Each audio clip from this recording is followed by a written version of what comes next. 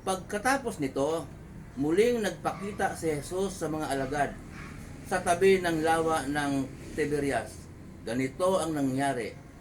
Magkasama sina Simon, Pedro, Tomas na tinatawag na Kambal, Nathaniel na taga Cana sa Galilea, ang mga anak ni Zebedeo at dalawa pang alagad.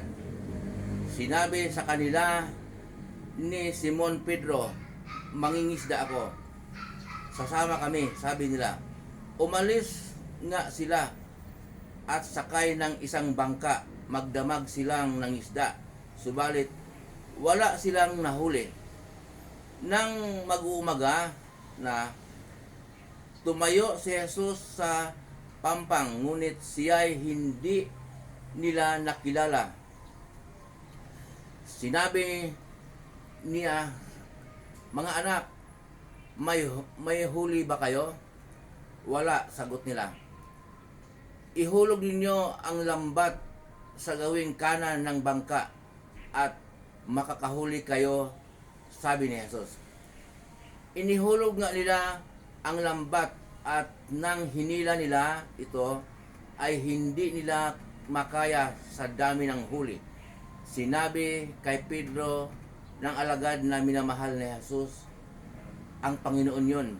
Nang marinig ni Simon Pedro na ang Panginoon yun, nagsuot siya ng damit dahil nakahubad siya noon at saka lumusong sa tubig. Dumating sa pampang ang kasama niyang mga alagad, sakay ng bangka at hila-hila ang lambat na puno ng isda. Hindi sila gaanong malayo sa pampang, mga 90 metro ang layo. Pagkaahon nila sa pampang, nakakita sila roon ng isdang inihaw sa nagbabagang uling at ilang tinapay. Magdala kayo rito ng ilang isdang nahuli ninyo, sabi ni Jesus. Kaya't sumampa sa bangka si Simon Pedro at hinila sa pampang ang lambat na puno ng malalaking isda. 153 lahat ang nahuli nila. Hindi nasira ang lambat kahit gaano karami ang mga isda. Halika kayo at mag-agahan kayo, sabi ni Jesus.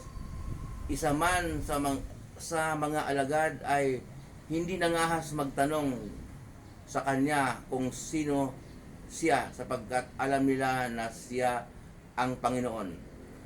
Lumapit si Jesus, kinuha ang tinapay at binibigay sa kanila. Ganon din ang ginawa sa isda. Ito ang pangatlong pagpapakita ni Jesus sa mga alagad pagkatapos ng siya'y muling mabuhay. Amen.